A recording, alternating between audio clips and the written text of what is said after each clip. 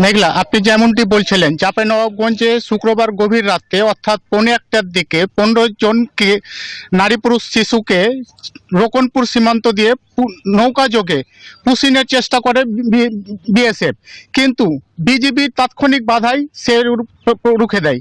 তারা প্রায় 2 ঘন্টা সেখানে অবস্থান করছিল শূন্য রেখায়।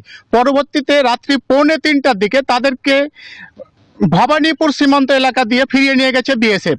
এখন সীমান্তে কোনো উত্তেজনা নেই। এখন বিজেপি খুব তৎপরতা জোরদার করেছেন।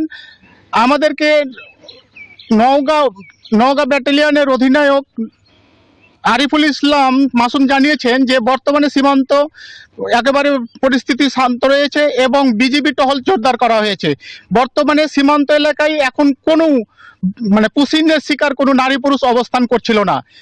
কিন্তু যে 15 জনকে পুশিন করা হয়েছিল তাদের মধ্যে ছিল 2 জন পুরুষ, 10 জন নারী এবং 5 জন শিশুর। আমরা এই আমরা এবার চলে যাব কুষ্টিয়াতে লালনের কাছে। লালন, আপনি জানাবেন আপনার সীমান্তের পরিস্থিতি।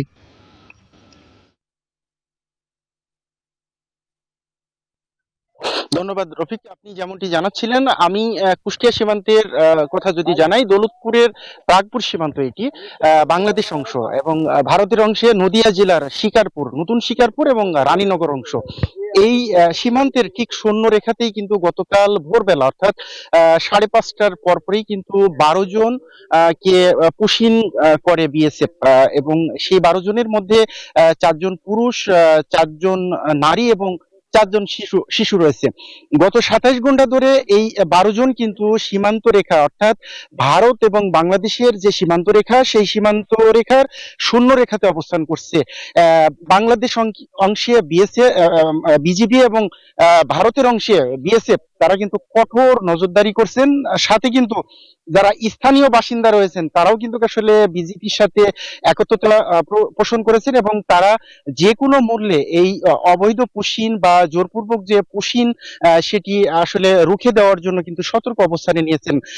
আমি 47 বিজিবি ব্যাটালিয়নের যিনি অধিনায়ক লেফটেন্যান্ট কর্নেল রাশিদ আমাল রনির সাথে কথা বলেছি, তিনি আমাকে যে বিষয়টি বলেছেন যে গতকালকে কিন্তু তারা বিএসএফ এর সাথে বারংবার কিন্তু যোগাযোগ করেছেন যে এই যে 12 জনকে বিএসএফ আসলে পুশিন করেছে তাদেরকে ফিরিয়ে নেওয়ার ব্যাপারে, কিন্তু বিএসএফ এর পক্ষ থেকে কিন্তু তারা সাড়া পাননি। তিনি আশা করছেন যে আজকের যে কোনো সময় তারা বিএসএফ এর সাথে একটি পতাকা বৈঠকে বসতে পারবেন, এবং সেই চেষ্টা কিন্তু এখন পর্যন্ত অব্যাহত আছে এবং সেই পতাকা বৈঠকের মাধ্যমেই কিন্তু আসলে এই 12 জনের আসলে ব্যাপারে সিদ্ধান্ত গ্রহণ করা হবে, যে তারা কি সিদ্ধান্ত নিতে যাচ্ছেন। পাশাপাশি আমি স্থানীয়দের সাথেও কথা বলেছি, স্থানীয়রা বলছেন যে তারা বিজিবির সাথে আসছেন, তাদের পাশে আসছেন, তারা যে কোনো মূল্যে ভারতীয় সীমান্তরক্ষী বাহিনী বিএসএফ এর জোরপূর্বক যে পুশিন চেষ্টা সেটি তারা আসলে রুখিয়ে দিতে সতর্ক অবস্থানে রয়েছেন। আমি এখন যে জায়গাতে দাঁড়িয়ে আছি এইখান থেকে ঠিক 25 থেকে 30 গজ দূরেই কিন্তু আসলে এই 12 জন অবস্থান করছেন এবং এটি বাংলাদেশ অংশের 148 নম্বর এসএ পিলার, যেটির আসলে অপর প্রান্তে ভারতের নদিয়া জেলার রানীনগর এবং নতুন শিকারপুর অংশ অবস্থিত। এই অংশ দিয়েই কিন্তু গতকাল ভোরবেলা অর্থাৎ 5:30টার আগেই কিন্তু আসলে আহ, এই যে 12 জনকে আসলে পুশিন করা হয়। বিজিবির পক্ষ থেকে বলা হচ্ছে যে তারা ইতিমধ্যেই কিন্তু এই সীমান্ত অংশে অতিরিক্ত বিজিবি সদস্য মোতায়েন করেছেন, যারা তাদের টহল কার্যক্রম অব্যাহত রেখেছে। তারা কিন্তু পালাক্রমে 24 ঘন্টা কিন্তু এই সীমান্তে বাড়তি নজরদারি অর্থাৎ কড়া নজরদারি কিন্তু অব্যাহত রেখেছেন। তারা বলছেন যে তারা যে কোনো মূল্যে এই পুশিন তারা রুখতে সর্বদা প্রস্তুত রয়েছেন।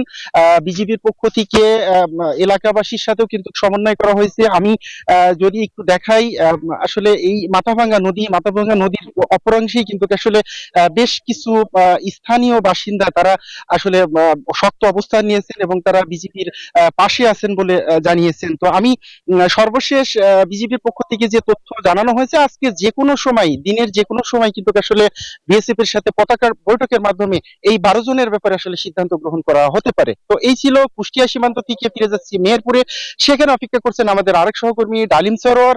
ডালিম, জানাবেন আপনার সীমান্তের সর্বশেষ কি খবর আছে আপনার কাছে?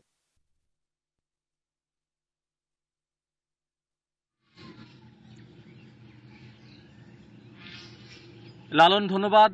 মেহেরপুরের সর্বশেষ যে 7 জন ব্যক্তিকে পুষিন করার চেষ্টা করা হয়েছিল, তারপরে আসলে পুষিনের চেষ্টা দৃশ্যমান দেখা যায়নি, কিন্তু এখানে বিজিবির সতর্কতা এবং জনগণের, দেশপ্রেমিক জনগণের আসলে অবস্থান এই বিষয়টাকে প্রতিহত করেছে বলে ধারণা করা হচ্ছে। ইতিমধ্যেই বাংলাদেশে নিযুক্ত ভারতীয় হাইকমিশনার দীনেশ ত্রিবেদী কিন্তু বাংলাদেশে প্রবেশ করেছে।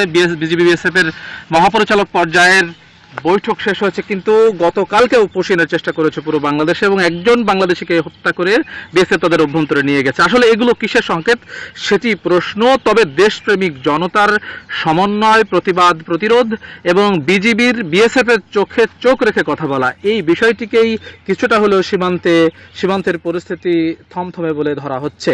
তবে গতকালকে মেহেরপুর সীমান্তে 11 দলীয় ঐক্য জোট বড় ধরনের একটি বিক্ষোভ মিছিল করেছে এবং তারা কিন্তু একটি প্রতিবাদ সমাবেশ করেছে একেবারে মেহেরপুরের মুজিবনগর উপজেলার 105 নম্বর পিলারের কাছাকাছি, এবং তারা সেখান থেকে তাদের এক ধরনের প্রতিবাদ কর্মসূচিতে এভাবেই বলা হচ্ছে যে তাদের এই কণ্ঠ, তাদের এই কথা যেন ভারতীয় অভ্যন্তর বা ভারতীয় সরকারের কাছে পৌঁছায়। যদিও বা ভারত সরকারের ভারতীয় জনতা পার্টির যে মুখ্যমন্ত্রী পশ্চিমবঙ্গের, তিনি কিন্তু গতকালকে ঠিক পুষিনের ঘটনাটা সাংবাদিকদের এড়িয়ে গেছেন।